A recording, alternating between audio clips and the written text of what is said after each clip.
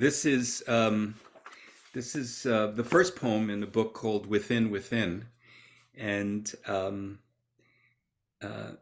in some way, I think it really, I hope it really kind of expresses and encapsulates much of what we've been talking about.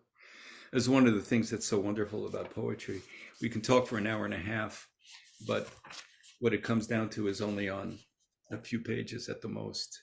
It's called Pale Shadow.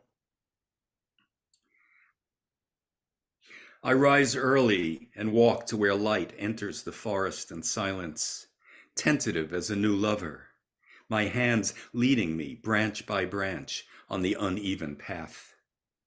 Overhead, the powerful stroke of wings through air causes me to stop. A sound like feathered oars as the morning hunt begins. I can just make out the direction before the soft whirring disappears. 2 summers past, my wife looked on as an eagle dove without warning into a flock of ducks floating lazily near the marsh of Cushion Lake. The force of the attack plunged the predator beneath the surface as she watched from shore. Then the eagle lifted its huge form above the water, shook and tried to rise, its claws clutching prey. There was no way it could lift off, she told me. The killer and killed had become one body, and the weight wed them where they were. Finally, the eagle began to row. He arched his great wings forward into the lake and pulled against death's enormous weight until he reached the shallows where water lilies tangle among fallen limbs. Then he dragged his prey into the soft grass to hide among the reeds, his shadow on the water, the last thing my wife could see. There is a silence that surrounds this world of shadow and light, an unmoving invisibility that clarifies each thing as it is beside the next, a membrane that shapes the detail one by one.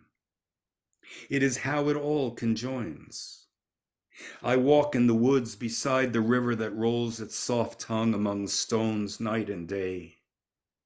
It is not words that guide me, not life or death or change or anything I can name.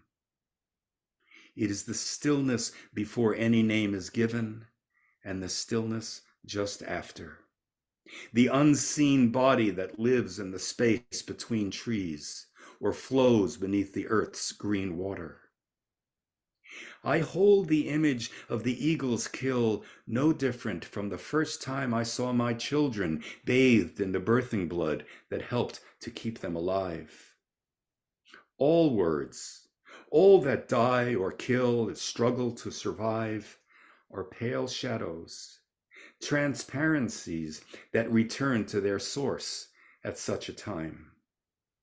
The unmoving ground beneath the ground where we stagger or we stride.